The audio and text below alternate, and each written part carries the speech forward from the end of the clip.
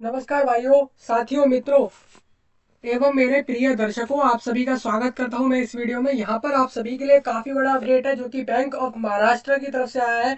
आपको बताना चाहूंगा, यहाँ पर इंडिया कंट्री के राज्य महाराष्ट्र के अंदर मेन हेड ऑफिस है इस बैंक का, और ये बैंक जो है पूरे इंडिया कंट्री में ऑपरेट कर रहा है, अपने सर्विस को दे रहा है।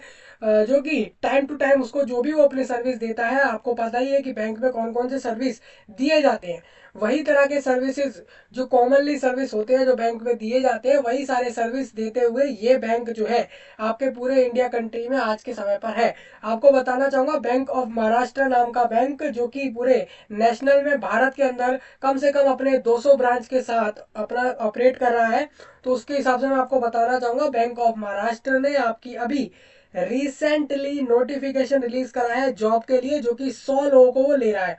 ये बैंक आप में से सिर्फ 100 लोगों को, सिर्फ ओनली, आप देख सकते हैं कितनी छोटी रिक्रूटमेंट होगी, सिर्फ 100 लोगों के लिए जॉब निकाली गई है इस बैंक के अंदर। आप में से 100 लोगों को यहाँ पर रोजगार मिल जाएगा, जॉब मिल जाएगी। जो कि बैंक ऑफ महाराष्ट्र, जो कि एक सेंट्रल गवर्नमेंट का बैंक है, जो कि मिनिस्ट्री ऑफ फाइनेंस के अंदर आने वाला बैंक है। आपको बता दूं, मिनिस्ट्री ऑफ फाइनेंस का बहुत सारे बैंकों में से एक बैंक, बैंक ऑफ महाराष्ट्र में आपकी 100 वैकेंसी निकाली गई है। और ये अगर बात करें जॉब लोकेशन की, तो इसमें आपकी जॉब पूरे इंडिया भर में किसी भी राज्य में, किसी भी प्लेस, किसी भी जिला मोहल्ले में हो सकती है, जहां पर भी उसका ब्रांच, इस बैंक का ब्रांच होगा वहां पर ये आपकी आपकी जो है लोकेशन रहेगी कि आपको कहाँ भेजा जाएगा। अभी कैंडिडेट का डाउट रहता है अप्लाई करने से पहले ही कि हमें जॉब कहाँ करनी होगी। जैसे कि जैसे बैंक का नाम है बैंक ऑफ महाराष्ट्र, तो क्या हम महाराष्ट्र राज्य में जाकर अपनी जॉब करने वाले हैं, या फिर हम जहाँ पर है, हम जहाँ पर अभी हैं जिस राज्य में, हम उस राज्य में भी इस जॉब को कर सकते हैं। तो दोनों के डाउट को क्लियर करूंगा कि आप जहाँ हैं वहीं से जॉब को कर सकते हैं, या फिर आपको महाराष्ट्र जाना पड़ेगा। मैं आपको बता दूं, ये ऑल इंडिया जॉब रहेगी। इसमें आपको जहां ये बैंक भेजता है आपको, वहां पर आपको इस जॉब को जाके करना है। बता देता हूँ, यहाँ पर टोटल 100 लोगों की वैकेंसी निकली है, और ये क्रेडिट ऑफिसर की जॉब है। दो तरह के स्केल है, स्केल सेकंड और स्केल थर्ड। दो दो लेवल का स्केल है। स्केल में फर्क ही आएगा, काम के ऊपर फर्क आ जाएगा कि काम कम ज्यादा होगा दोनों के पोस्टों के हिसाब से। दूसरा जो है जो आपका लेवल होगा वो भी फर्क आएगा, उसके अलावा सैलरी में भी फर्क आएगा। तो इसलिए यहाँ पर दो स्केल पर निकाले गए हैं क्रेडिट ऑफिसर की यहाँ पर जॉब। बात कर लेते हैं भाई, क्रेडिट ऑफिसर होता क्या है, एलिजिबिलिटी क्या रखी गई है फॉर्म के अंदर, नोटिफिकेशन में क्या क्या पॉइंट दिए गए हैं, सैलरी क्या दी गई है, काम क्या कराने वाले हैं, और फीस क्या ले रहे हैं फॉर्म की। इसके अलावा कब से कब तक फॉर्म भरवा रहे हैं, सिलेक्शन प्रोसीजर में क्या होने वाला है, क्या कोई एग्जाम है या डायरेक्ट रिक्रूटमेंट है, वो भी हम समझ लेंगे। आपको बता दूं, ये गवर्नमेंट बैंक है, यानी आपकी जॉब जो होगी वो गवर्नमेंट होगी। बट इसमें भी आपका प्रोबेशन रहेगा। प्रोबेशन ऑलमोस्ट जनरली हम देखते हैं 100 में से 90% जॉब्स में प्रोबेशन रखा ही जाता है। प्रोबेशन के बाद ही आपका एक परमानेंट वो पोस्ट का जॉब होता है, जैसे इस पोस्ट में भी रहेगा। अब अगर आप मान लीजिए इस वीडियो को हरियाणा, उत्तर प्रदेश, उत्तराखंड, झारखंड, उड़ीसा, मेघालय, मणिपुर, केरला, कर्नाटका, छत्तीसगढ़, राजस्थान, वेस्ट बंगाल, महाराष्ट्र, गुजरात, गोवा, या फिर किसी भी ऐसे राज्य से, यूनियन टेरिटरी से, गली से, मोहल्ले से, जिले से आप इस वीडियो को देख रहे हैं, तो ये वीडियो काफी खास होगा आप सभी के लिए, क्योंकि ये जॉब आप सभी के लिए होने वाली है। ये पॉइंट मैंने यही क्लियर कर दिया है। दूसरा, ना कि सिर्फ इंडिया के लोगों के लिए, यहाँ पर नेपाल जैसी जगहों के लोग भी, यानी दूसरे कंट्री में भी कुछ कंट्रियां ऐसी हैं जहाँ के लोग इस पर अप्लाई कर सकते हैं। उसके लिए एलिजिबिलिटी कुछ और होगी, जैसे कि आप अब परमानेंटली अगर इंडिया में रह रहे हैं तो आप भी इस जॉब पे अप्लाई कर सकते हैं, लेकिन आपके पास यहाँ की नागरिकता अब होनी चाहिए। ये रूल जो है वो मैं आपको आगे बताने वाला हूँ। आप ये सारा कुछ देख रहे होंगे, बैंक ऑफ महाराष्ट्र रहेगा ये ऑफिशियल वेबसाइट है। आपको यहाँ पर कैरियर्स करियर्स कह लीजिए या कैरियर्स कह लीजिए, इसके ऑप्शन में आपको मिलेगा नोटिफिकेशन। बाकी मैंने सारे लिंक अवेलेबल करा दिए हैं आपको, जिससे कि आपको प्रॉब्लम ना हो। Human human resource management department, यानी कि मानव संसाधन प्रबंधन विभाग के अंदर प्रधान कार्यालय, लोक मंगल 1501, शिवाजी नगर, पुणे के अंदर, महाराष्ट्र के पुणे जगह के शिवाजी नगर के अंदर इस बैंक का हेड ऑफिस है, जिसका एड्रेस आप देख रहे हैं अपने स्क्रीन पर, अभी आपको दिख रहा होगा ये। दूसरा, यहाँ पर आपको बता दूं कि यहाँ पर आपको जो दिख रहा है, ये दिख रहा होगा 23 अक्टूबर को नोटिफिकेशन आया है, और हम इसको 4 दिन बाद, 4 से 5 दिन बाद डिस्कस कर रहे हैं। फॉर्म का काम काफी काफी कम समय है। अभी अगर बात करें, आपके पास 1 वीक का टाइम है इस फॉर्म पे अप्लाई करने का। जैसे आप देख रहे हैं, रिक्रूटमेंट ऑफ क्रेडिट ऑफिसर्स चाहिए इस बैंक को, स्केल सेकंड और थर्ड दोनों पर। फॉर्म का सबमिशन अगर बात करें तो 6 नवंबर तक फॉर्म लास्ट भरे जाएंगे, तो 6 नवंबर तक फॉर्म भर दीजिए। ये मत सोचिएगा कि फॉर्म के डेट एक्सटेंड होंगे, वो होंगे तो आपको बाकी बाद में बताया जाएगा। अभी आप इसमें 6 नवंबर तक फॉर्म भर दीजिए। ये एक पब्लिक सेक्टर बैंक है, यानी कि गवर्नमेंट बैंक है, और इसका हेड ऑफिस पुणे है, जैसा मैंने आपको बताया वहाँ पर है। आप देख सकते हैं दोस्तों, ये बैंक कोई छोटा बैंक नहीं है, काफ़ी बड़ा बैंक है। आप देख सकते हैं 2341 यहाँ पर ब्रांचें हैं इस बैंक की। आप समझ सकते हैं ब्रांच क्या होता है दोस्तों, अलग अलग एरिया में एक बैंक के जो आपको अलग अलग ऑफिस दिखते हैं, आपको अलग अलग उसकी शाखाएं दिखती है, उसको ब्रांच कहा जाता है। सपोज माने हम इस बैंक की 2341 अलग अलग ऑफिस हैं, अलग अलग छोटे छोटे या फिर जैसे भी ब्रांचेज, उन्हीं को कहा जाता है, जो कि हेड ऑफिस नहीं होते। स्मॉल सब सब्सिडरी जिनको हम कहते हैं, कंपनियों में हम इसको सब्सिडरी कह देते हैं, बैंकों के टाइम पे हम इसको ब्रांच कह देते हैं। इतना ही फर्क है दोस्तों। फर्क यही है जैसे कि यहाँ से मेनली ये बैंक यहाँ से तो ऑपरेट कर रहा है इस अपने हेड ऑफिस से, बाकी जगहों पे उन्होंने ब्रांच बनाई गई है, जिससे कि वहाँ के लोगों की प्रॉब्लम वहीं के वहीं सॉल्व करी जाए। कोई भी सर्विस उनको देना हो तो वहीं के वहीं उनको दे दिया जाए, उस एरिया के लोगों को। इस तरीके से होता है। तो आप देख सकते हैं इतनी ब्रांचेज है, और ऑनलाइन फॉर्म भरे जाएंगे, जो भी एलिजिबल होगा अप्लाई करेगा इस पोस्ट पर। आपको पोस्ट कहाँ करा जाएगा, आपको किसी भी ब्रांच में पोस्ट करा जा सकता है, ना कि आप अगर सोच रहे हैं कि आपको हेड ऑफिस में ही मिलेगी जॉब, तो ऐसा नहीं है, किसी भी ऑफिस में भेजा जा सकता है बैंक के।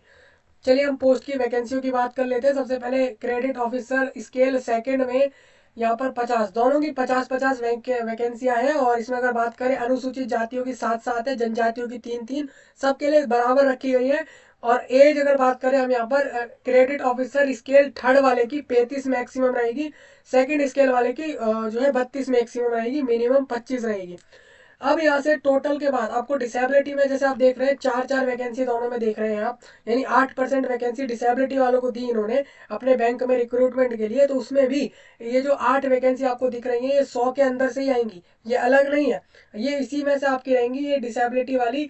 या तो वो डिसेबल कैंडिडेट अपनी डिसेबिलिटी के साथ किसी ना किसी जो भी कैटेगरी से आ रहा है, या तो वो अपनी कैटेगरी से ले इस जॉब को, या फिर वो डिसेबिलिटी से ले। मेरे को जहाँ तक लगता है अगर आपको डिसेबिलिटी से है तो आप अपने डिसेबिलिटी से जॉब को लीजिए, क्योंकि वहां पर आपके पास फायदे ज्यादा रहेंगे। एब्रीवेशन की बात करें, एससी मतलब अनुसूचित जाति होता है, जनजाति को एसटी बोलते हैं, ओबीसी मतलब बैकवर्ड क्लासेस हो जाते हैं, और ईडब्ल्यूएस वीकर सेक्शन में आ जाते हैं। ये सब आपकी डिसेबिलिटी और कैटेगरी के फुल फॉर्म है। दूसरा आगे बढ़ते हैं हम यहाँ पर, डायरेक्ट रिक्रूटमेंट जो आपकी सेकंड स्केल पर हो रही है, उसमें अगर बात करें तो क्वालिफिकेशन ये है कि बैचलर डिग्री चाहिए किसी भी यूनिवर्सिटी, इंडिया में आप कहीं भी चले जाएं, किसी भी यूनिवर्सिटी से पढ़कर आ जाएं, यूनिवर्सिटी इंस्टीट्यूट से आप जाएं, वहाँ पे पढ़ के आ गए हैं आप किसी भी बैचलर कोर्स को, बीटेक कराओ, बीआर कराओ, बीएससी कराओ, बीकॉम कराओ, बीए कराओ, कोई सा भी बैचलर करा होगा 60% के साथ हम अप्लाई कर देंगे। अगर आप अनुसूचित जाति जनजाति जैसे मैं कैटेगरी में आ रहे हैं तो 55%। और ये मार्क्स आपके हर साल में होने चाहिए, हर सेमेस्टर में होने चाहिए, ये आपको यहाँ ध्यान रखना है। सपोज मानिए आपके बैचलर डिग्री में 8 सेमेस्टर है, सपोज मानिए आपने बीटेक करा, आपके पास 8 सेमेस्टर थे, तो हर सेमेस्टर में आपके 60% मार्क्स से ऊपर होने चाहिए। या फिर हर साल में अगर आपका ईयरली रिजल्ट आता है तो ईयर वाइज आपका 60% से ऊपर होना चाहिए। मान के चलिए किसी के 60% नहीं है, तो वो या तो अनुसूचित जाति से हो, जनजाति से हो, तो वो अप्लाई कर सकेगा 55% से ऊपर में। अगर उसके 55 से भी नीचे है तो वो फॉर्म नहीं भरे, क्योंकि फिर उसको जॉब नहीं मिलेगी। दूसरा यहाँ पर एंड में एक और पॉइंट है कि प्रोफेशनल क्वालिफिकेशन कंपलसरी है, कि एनी वन, सपोज मानिए आपने एमबीए करा, बैचलर के अलावा आपका एमबीए पास होना जरूरी है, फुल टाइम आपने एमबीए करा हो, जो कि बैंकिंग में करा हो या फाइनेंस में, बैंकिंग एंड फाइनेंस में करा हो, marketing, forex, credit from university institute recognized by government of India, किसी भी गवर्नमेंट ऑफ इंडिया के इंस्टीट्यूट से, रेगुलेटरी बॉडी से, पीजीडीबीए या फिर पीजीडीबीएम, सीए यानी चार्टेड अकाउंटेंट, सीएफए, आईसीडब्ल्यूए, ये सारे कोर्स होते हैं दोस्तों। ये आपके होते हैं प्रोफेशनल कोर्स। प्रोफेशनल मतलब आपने बैचलर तो कर ही लिया है, इसके अलावा या तो आपने एमबीए कर लिया हो इनमें से किसी फील्ड में, या फिर आपने सीए का कोर्स कर लिया हो बीकॉम से, या उसके बाद जैसे भी होते हैं आपके, ये सब आपने करा होगा तो आप अप्लाई कर सकते हैं। अगर आपने मान लीजिए प्रोफेशनल कोर्स नहीं करे तो आप अप्लाई कर सकते हो उस post subject production of experience certificate of having. आपने किसी स्पेसिफाइड ब्रांच के अंदर अगर आपने एक्सपीरियंस लिया होगा जैसे कि कंट्रोलिंग ऑफिस लाइक जैसे कि ZOs, ROs, commercial corporate credit departments eight head and zonal office level for at least 3 साल का पब्लिक या फिर फॉरेन बैंक में। मतलब आपने किसी पब्लिक बैंक में या प्राइवेट बैंक में या फिर फॉरेन बैंक में या फिर फाइनेंशियल इंस्टीट्यूट में अगर आपने 3 साल का एक्सपीरियंस लिया है जिस पोस्ट पे आप अप्लाई कर रहे हैं तो भी आप अप्लाई कर सकते हैं, अगर आपके पास प्रोफेशनल क्वालिफिकेशन नहीं है। प्रोफेशनल मतलब कि ग्रेजुएशन के बाद वाली। ये और वाले ऑप्शन आप रीड कर लेना। एक्सपीरियंस की बात कर लेता हूँ। एक्सपीरियंस यहाँ पे 3 साल का चाहिए होगा आपको उस ऑफिसर के पोस्ट के लिए, ये जरूरी रहेगा। ये आप देख लेंगे यहाँ से। दूसरा हम आगे चलते हैं। इसके अंदर एज की बात कर लूँ तो मिनिमम 25 और मैंने मैक्सिमम 32 बताई है एक पोस्ट की, एक की 35 भी है। एज बॉन्ड पीरियड 2 साल का रहेगा। आप जैसे भी मान लीजिए, सपोज मानिए ये आपको जॉब मिल रही है 1 जनवरी 2024 को, मान के चलिए इतना समय तो लग ही जाता है रिक्रूटमेंट में। ये आपको 1 जनवरी को मिल जाती है तो आपको जो है 2024 का पूरा साल, 2025 का पूरा साल यहाँ पर जॉब देनी है आपको। और उसके ये बॉन्ड पीरियड रहेगा, ये कंपलसरी है, आपको इतने समय काम करना होगा यहाँ पर जॉब मिलने के बाद। फिर उसके बाद आपका एक परमानेंट जॉब हो जाएगा यहाँ पर। जॉब तो आपका 6 महीने बाद ही परमानेंट हो जाएगा, लेकिन आप अगर 2 साल के बीच में इस जॉब को छोड़ते हैं दोस्तों, तो यहाँ पर ये होगा कि ये बैंक आपसे जो है बॉन्ड के जो बॉन्ड का अमाउंट होगा वो आपसे ले लेगा। आपसे कहेगा भाई हमने जो बॉन्ड आपसे साइन कराया, आपसे पहले एक बॉन्ड साइन कराएगा बैंक, जिसमें लिखा होगा कि आपको इतना सर्विस देना है इस बैंक को। आप कोई भी कंडीशन आ जाए आपको इतना सर्विस देना ही देना है। सपोज मानिए आप नहीं देते तो आपको फिर वो बैंक क्या करने वाला है, आपसे वो पैसा चार्ज कर लेगा। अब वो आपको कहीं से भी कैसे भी अरेंज करके आपको उसको देना होगा, ये आपके ऊपर रहेगा। तो इसीलिए आपको एग्रीमेंट सोच समझ के साइन करना है जब भी आपको ज्वाइनिंग हो जाती है उसके बाद। और प्रोबेशन पीरियड होता है कि आपको चेक करता है बैंक आपके काम को, आप कैसा काम कर रहे हैं, किस लेवल का काम कर रहे हैं, आपको वो काम आता है या नहीं आता है जिसपे आपकी रिक्रूटमेंट हुई है।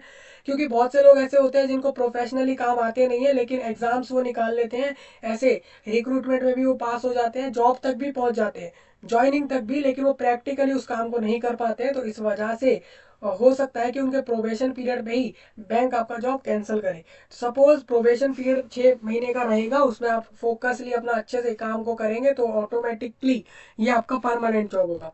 Skill sets core competition competencies, यानी कि through knowledge of financial statement. यहाँ पर स्किल्स कौन क्या क्या होंगी, जैसे कि नॉलेज चेक होगी आपकी फाइनल स्टेटमेंट्स की and it's analyse and logical interpretation.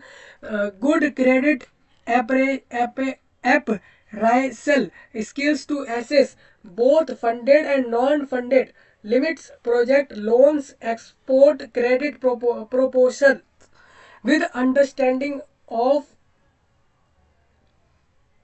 indus IND-US।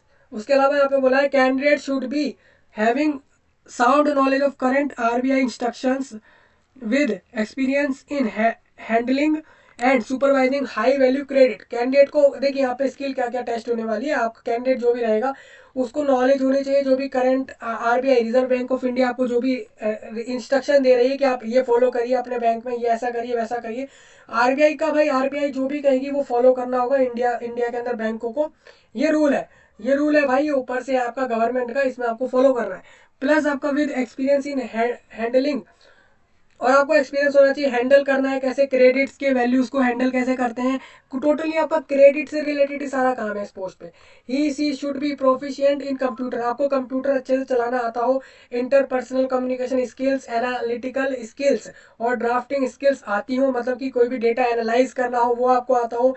Communication skill मतलब बात अच्छे से करना आती हो, ड्राफ्टिंग स्किल्स आती हो, ये सारी चीज़ें आपकी रहेंगी। जॉब प्रोफाइल की बात करें तो आपको करना क्या होगा वो हम समझते हैं। यहाँ पर बोला गया कि ensuring quick and timely appraisal of new and existing MSME mid large cooperate proposal and analyse of balance sheet. आपको बैलेंस शीट जो होगी उसको एनालाइज करना होगा। एनालाइज मतलब होता है उसको सारा कुछ देखना होगा, समझना होगा, जो भी बैलेंस शीट में लिखा होगा जो भी होगा। असेसमेंट ऑफ क्रेडिट प्रपोजल, ये सारी चीज़ें आपको करनी है इसके अंदर। टाइमली कंप्लीशन ऑफ रिव्यू और credit risk assessment in proposals, ये देखिए सारे आपके काम है। आपको ज़्यादा इसकी अच्छी जानकारी होगी। अगर बात करें यहाँ पे ऑब्टेनिंग डेटा और information from customers for assessment and processing of the proposal, analyse and, ये सारे आपके काम लिखे हुए हैं दोस्तों, आपको रीड करने हैं सारे पॉइंट। अगर आपको ये सारे आते हैं तो आप तो भाई वेल एंड गुड है, आप इस पर आराम से अप्लाई करिए, ये जॉब आप ही के लिए है। सेकेंड वाला पोस्ट जो था स्केल थर्ड का, उसमें आपका बोला है सेम बैचलर डिग्री 60% मार्क्स के साथ चाहिए। दूसरा इसमें प्रोफेशनल सेम रखा गया है। एक्सपीरियंस इस वाले पोस्ट के लिए 5 साल का लिया गया है। तभी इसकी अपर एज जो है वो 3 साल और एक्स्ट्रा रखी गई है। एज की बात करें यहाँ पर 35 रहेगी। बॉन्ड पीरियड की बात कर लूँ 2 साल रहेगा। और 6 महीने का प्रोबेशन। स्किल क्या टेस्ट होंगे, जॉब में काम क्या करना है, वो आप यहाँ से रीड कर लेना।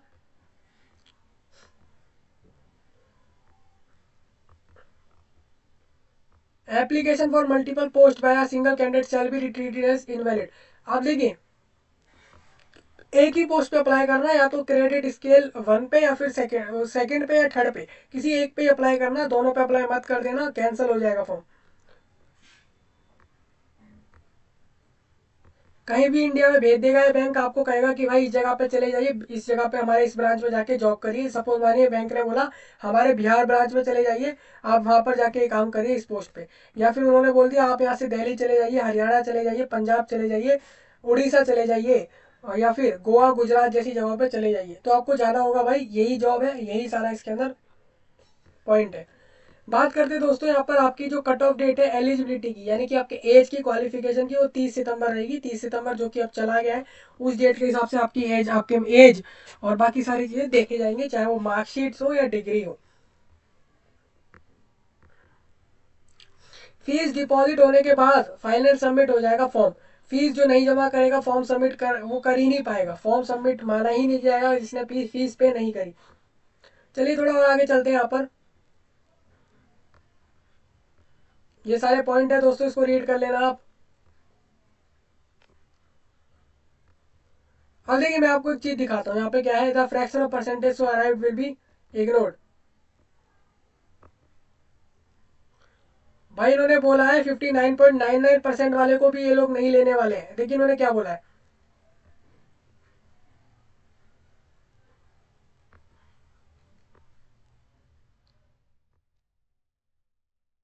This will be applicable for those university also where class and grade is decided on basis of honor marks only। जो fraction of percentage so arrived will be ignored. Example जैसे ये है, ये आपका ये जो परसेंटेज लिखा हुआ 59.99, तो ये आपका 60% से कम ट्रीट माना जाएगा, तो इस वजह से हो सक इसको एक्सेप्ट नहीं करेंगे। मतलब 60%, एक्चुअल में 60% होने चाहिए। एज लिमिट की बात कर लेते हैं, अनुसूचित जाति जनजातियों को 5 साल एक्स्ट्रा, ओबीसी को 3 साल, डिसेबिलिटी वालों को अगर वो डिसेबिलिटी वाले अनुसूचित जाति जनजाति में है तो उनको 15 साल मिलेंगे। मतलब 15 साल आप समझ रहे हो दोस्तों कितना बढ़ गया। अगर स्केल थर्ड की बात करूँ तो आपका 35 की जगह आप 50 की उम्र तक होने तक इस फॉर्म को भर सकते हैं स्केल थर्ड वाले पे। और इसमें तो आप 48 एज तक बढ़ सकते हैं। तो काफ़ी भाई काफ़ी फ़ायदा मिल जाता है डिसेबिलिटी वालों को एज में। लेकिन हम समझते हैं कि उनको बढ़ावा देना चाहिए इन जॉब्स के लिए, तो काफ़ी सही बात है ये। कैटेगरी आप यहाँ से रीड करेंगे। थोड़ा और आगे चलते हैं दोस्तों, career path joining and training.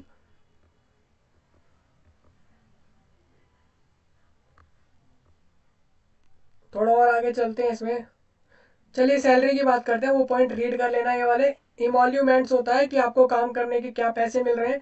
तो आपको स्केल सेकंड वाले में 48,170 रुपीज़ से लेकर यहाँ पर आपको 49,910 रुपीज़ तक मिलने वाले हैं। कुल मिला के आप समझ सकते हैं कि आपको 48,000 रुपये तो कंफर्म मिलने ही वाले हैं इस जॉब पर। 48,000 रुपये आपको पर मंथ मिलेंगे स्केल सेकंड पे, और 63,840 रुपीज़ आपको मिलेंगे स्केल थर्ड वाले पोस्ट पे। किसी एक पोस्ट पर ही फॉर्म भरना, दोनों पे मत भरना, कैंसिल होगा, मैंने ये चीज़ क्लियर करी है। अब बात करते हैं, ऑफिशियल विल ऑल्सो भी एलिजिबल। डीए एचआरए और ये सारी जो चीज़ें होती हैं, फ़ायदे होते हैं मेडिकल से रिलेटेड जो होते हैं, बाकी फ़ायदे जो होते हैं वो आपको पोस्टिंग के समय मिलेंगे। अगर जैसे मान लीजिए पोस्टिंग आपकी जब ये जॉब मिल रही होगी उस समय जो भी बैंक के रूल चल रहे होंगे उस हिसाब से अगर आपको घर का किराया दिया जाएगा, यानी कि हाउस रेंट अलाउंस, या फिर लीज रेंटल, या फिर आपका CCCA, या फिर आपका मेडिकल, या फिर महंगाई भत्ता जैसी चीज़ें फ़ायदे मिल रहे होंगे। प्रोबेशन पीरियड की बात करूँ 6 महीने का रहेगा, मैंने आपको बताया था। अगर बात करें यहाँ पर बॉन्ड जो साइन होगा 2 साल का होगा, 2 लाख रुपए का।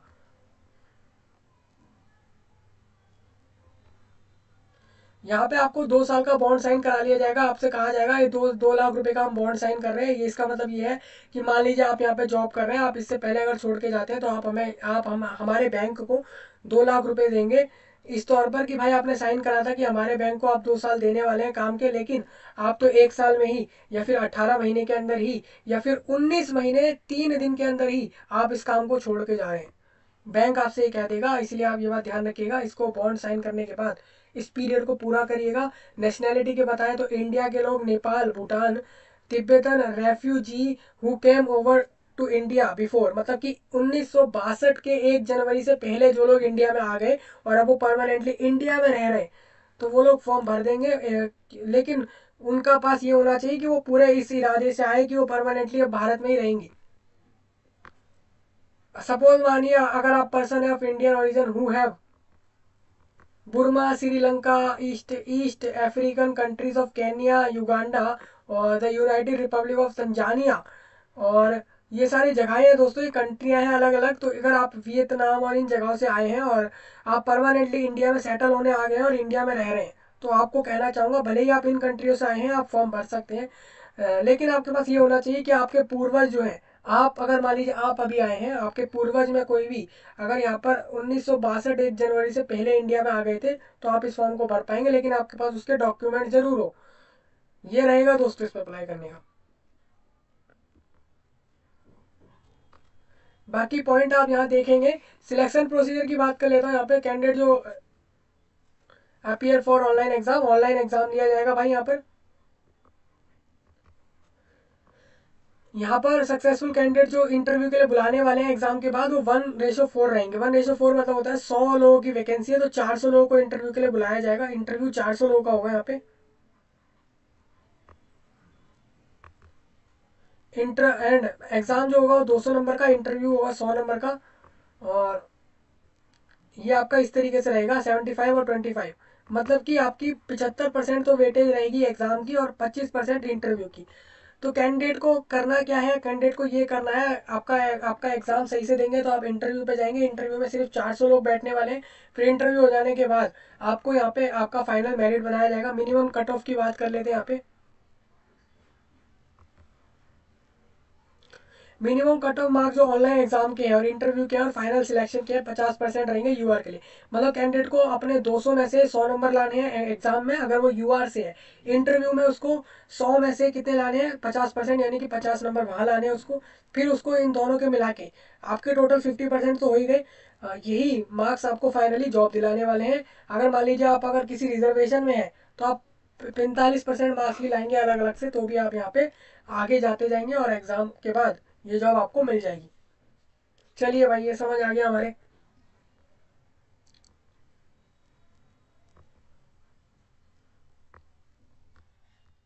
बाकी ये पॉइंट दिए गए हैं दोस्तों, ये सारे आप रीड कर लेना, ये सारे पॉइंट रीड कर लेना। एग्जाम के पैटर्न की बात कर लेता हूँ यहाँ पर। ऑब्जेक्टिव टेस्ट लिया जाएगा, यानी कि एमसीक्यू में क्वेश्चन रहेंगे यहाँ पर। एमसीक्यू मतलब होता है कि एक क्वेश्चन दिया आपको, उसके ऑप्शन दे दिए, 4 ऑप्शन दे दिए, पूछ लिया आपसे इसमें से कौन सा सही आंसर होगा। हर हर सेक्शन में अलग से, जैसे कि प्रोफेशनल नॉलेज मतलब क्या होता है, जिस जो आपकी क्रेडिट ऑफिसर की पोस्ट है उस फील्ड का सिलेबस आएगा, जिसमें से आपके 50 क्वेश्चन रहने वाले हैं। 50 क्वेश्चन आपके जनरल बैंकिंग से रिलेटेड रहेंगे, जिसके अंदर वो आपका 200 नंबर का होगा, यानी कि हर क्वेश्चन 2-2 नंबर का आएगा।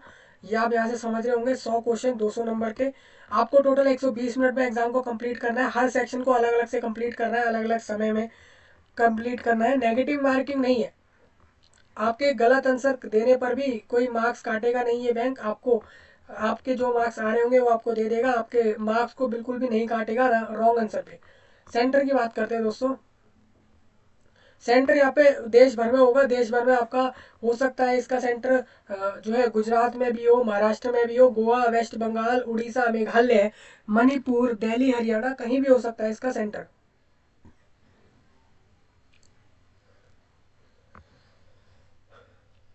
ये सेंटर का चॉइस आपको फॉर्म में मिल जाएगा और आप इसमें चेंज नहीं कर सकते हैं फॉर्म के बाद।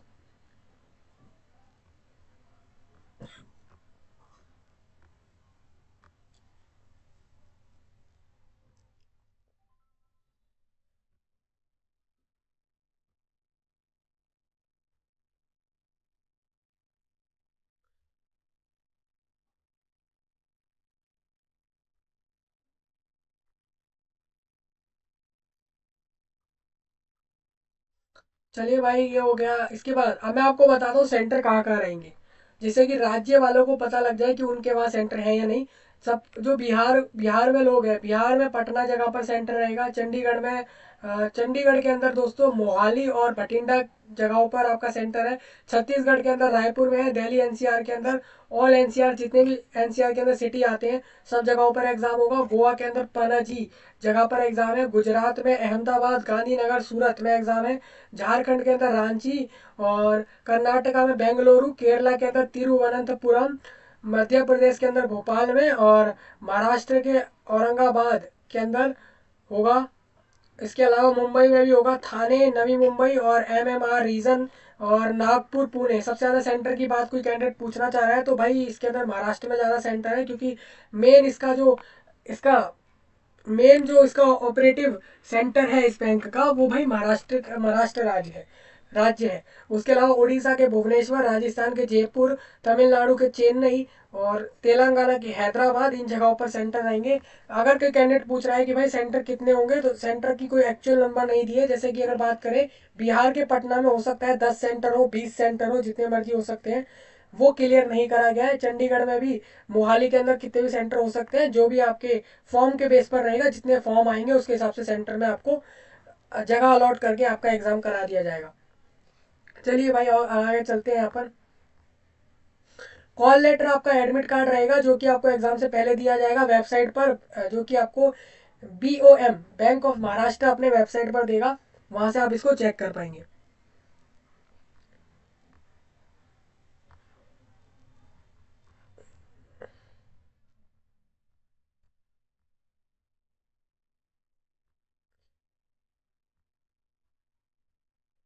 ये वाले पॉइंट दोस्तों आप रीड कर लेना। ये सारे पॉइंट आपके दिए गए हैं। विजुअली इम्पेयर्ड को VI कहा जाता है। ब्लाइंडनेस जो होता है कैंडिडेट, उसके लिए भी पॉइंट लिखे गए हैं। आप अगर डिसेबिलिटी में है तो आप अपने डिसेबिलिटी के सारे पॉइंट चेक कर लेना। आपके डिसेबिलिटी के अंदर ये सारे पॉइंट फॉलो होने चाहिए, तभी आप अप्लाई करेंगे। जैसे सपोज मानिए आप इसको नहीं समझ पा रहे, आप किसी को बोलिए कि भाई वो आपको ये चीज़ें समझाए, तो वो आपको अच्छे से समझा पाएगा इन सारी चीज़ों को।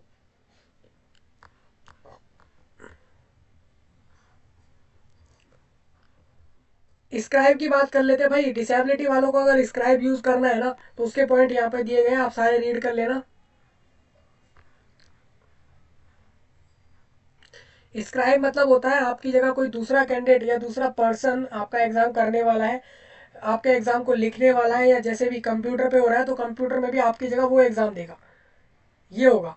लेकिन उसके भी अलग अलग प्रोसेस होते हैं। अब ऐसा नहीं है कि वो अपनी मर्जी से देगा, हो सकता है इसमें आपको बताने पड़े कि क्या आंसर होंगे, क्या होंगे, क्योंकि आपकी जॉब है। तो वो क्या पॉइंट होते हैं, आप स्क्राइब वालों को रीड करना, जो भी होगा वो आपके ऊपर एप्लीकेबल रहेगा।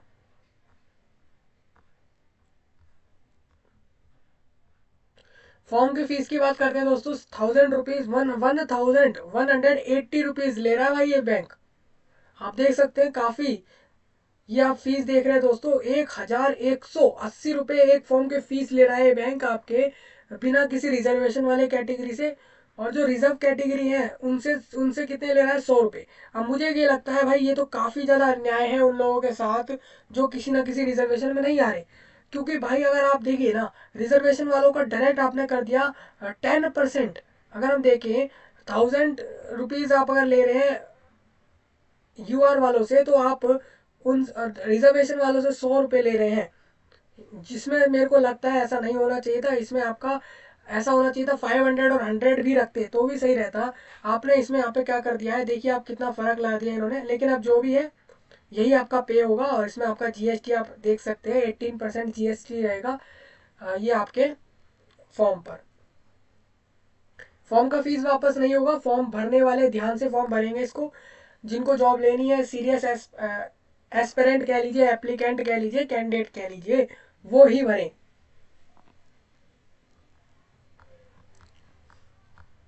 ये अप्लाई करने का प्रोसीजर है, मैं आपको बताना चाहता हूँ। जिस लिंक को मैंने दिया है उस पर आप जाएंगे। सबसे पहले रजिस्ट्रेशन के लिए आप अपना मोबाइल नंबर, ईमेल आईडी और आप अपने पर्सनल डिटेल, अपना नाम, gender, father name, mother name, address, कुछ ऐसे कॉमन से डिटेल होते हैं वो डालकर आप रजिस्ट्रेशन करेंगे, अपना पासवर्ड बनाएंगे, फिर उससे लॉगिन करेंगे, फिर अपने फॉर्म में भरेंगे किस पोस्ट पे अप्लाई कर रहे हैं, आपकी क्वालिफिकेशन क्या है, और आपके पास कितने मार्क्स आए थे, आपके कौन कौन से सब्जेक्ट थे आपके पास जब आपने अपना पढ़ाई करी। उसके बाद आपको वहाँ पर ये अपने डॉक्यूमेंट्स, फोटो, साइन अपलोड करके फाइनली उसको सबमिट करना है, फीस पेमेंट करके उसका प्रिंट लेना है फॉर्म का।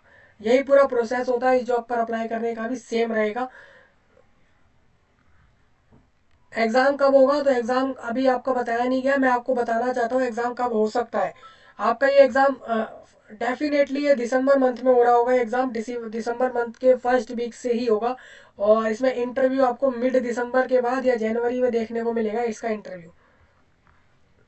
क्योंकि ऑल इंडिया जॉब रिक्रूटमेंट हो रही है तो काफ़ी बड़ा प्रोसेस रहेगा, तो इतना समय लगना संभावित है। और पेमेंट ऑफ फीस आप कैसे करने वाले हैं, ऑनलाइन में करेंगे। Debit card, credit card, UPI, net banking, QR code scanning और बहुत सारे ऑप्शन होते हैं, वहाँ से आप पेमेंट कर सकते हैं। ये डॉक्यूमेंट अपलोड करने का प्रोसीजर है, इसको आप देख सकते हैं। दूसरा, आपके पास वीडियो का भी विकल्प है जो कि आपको प्रदान कराया गया है चैनल पर ही, वहाँ से आप जाकर इसको देख सकते हैं।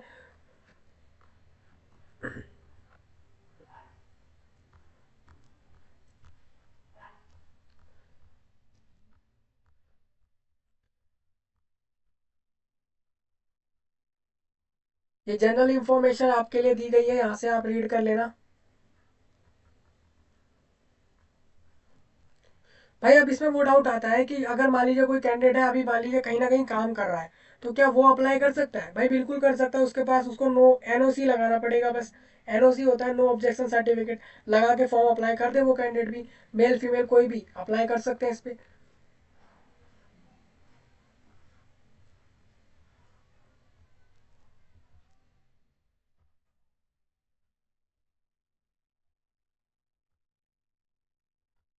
देखिए मैंने बोला अभी, जो वो मैंने आपको जो पॉइंट बोला, ये आपको इंटरव्यू के टाइम आपको एनओसी देना होगा। एनओसी आप समझ रहे हैं, मतलब आप कहीं काम कर रहे हैं, आपको आपके जहां आप काम कर रहे हैं उन उन उस कंपनी के ओनर को, उस कंपनी के हेड को कोई कोई डाउट नहीं है, कोई प्रॉब्लम नहीं है, आप किसी दूसरे जॉब पे अप्लाई कर रहे हैं, उसके लिए ये रहेगा। ये डिस्क्लेमर हो गया। ये एक्सपीरियंस सर्टिफिकेट का फॉर्म है, जिसको एक्सपीरियंस सर्टिफिकेट चाहिए, क्योंकि एक्सपीरियंस जरूर चाहिए दोस्तों, तो ये आप फॉर्म ये वाला लगाने वाले हैं एक्सपीरियंस सर्टिफिकेट के तौर पर। अब मैं बात कर लूँ दोस्तों, कास्ट सर्टिफिकेट का फॉर्म कहाँ से लाएंगे आप। कास्ट सर्टिफिकेट का फॉर्म आपको गवर्नमेंट के वेबसाइट पे मिल जाएगा इंडिया के, या फिर आपको जो है ऑनलाइन आप सर्च कर लेंगे SC ST कास्ट फॉर्मेट या फॉर्म, वो आपको वहाँ से मिल जाएगा। चाहे वो SC ST का हो, EWS का हो, किसी भी कैटेगरी का वहाँ से मिल जाने वाला है। फॉर्मेट सेम ही रहता है, बस आपके डिटेल्स चेंज हो जाते हैं, कहीं पे किसी और का नाम हो जाता है, तो इस तरीके से चेंज होती है, बाकी सारी चीज़ें कॉमन होती हैं। एक डाउट और रहेगा यहाँ पे आपका सिलेबस का। जैसे सिलेबस मैंने बाहर से टॉपिक तो बताए, इसका सब टॉपिक क्या रहेगा, एक्चुअल सिलेबस में कौन कौन से टॉपिक होंगे, वो आपको वेबसाइट पे ये बैंक प्रोवाइड करा देगा, जो कि अपने वेबसाइट पे आपके मिड नवंबर तक प्रोवाइड कराएगा। सपोज मानिए नहीं कराता है प्रोवाइड, तो आप इस पूरे सिलेबस की तैयारी जो है वो ग्रेजुएशन लेवल की, पोस्ट ग्रेजुएशन लेवल तक का आपको ऑनलाइन इसका सिलेबस देख के प्रिपरेशन करनी है, कि इसमें इस जॉब में कौन कौन से ऐसे टॉपिक होते हैं जो पूछे जाते हैं। सिंपल दोस्तों, इसमें कोई डाउट अब रहा नहीं होगा, मैंने सारे पॉइंट कवर कर दिए हैं। आपको फिर भी कोई डाउट लगे कमेंट में बता देना, बिल्कुल बिना कुछ सोचे। आपको लगता है जो भी डाउट आप कमेंट करके बताइए। और दूसरा, आपको दिखाना चाहता हूँ, ये आप इसमें आ जाएंगे अप्लाई करने के लिए, इसमें आपको दिखाता हूँ। जैसे कि भाई मुझे एक पॉइंट इसमें ना काफ़ी अच्छा लग रहा है, वो ये कि फॉर्म आप भरने का समय आपको सेम दिया गया है, एडिटिंग का समय भी सेम दिया है, लेकिन आपको प्रिंट करने का फॉर्म का समय देखिए काफ़ी ज़्यादा आगे दिया गया है, यानी आपको 15 डेज एक्स्ट्रा दिए गए प्रिंट के लिए। और फीस पेमेंट का समय जो है यहाँ पर वो सेम रहेगा, मतलब आपको फॉर्म भर देना है, फीस भी सबमिट कर दी, लेकिन फॉर्म का प्रिंट मान लीजिए कैंडिडेट लेना भूल गया, उसको बाद में पता लग रहा है फॉर्म सबमिट करने के बाद कि उसको प्रिंट भी लेना था। ऐसा होता है दोस्तों, बहुतों के साथ होता है। तो ऐसे में बहुत लोग जो नहीं ले पाते हैं, तो वो इन दिनों में ले सकते हैं प्रिंट। ये आपको वेबसाइट पर अवेलेबल रहेगा।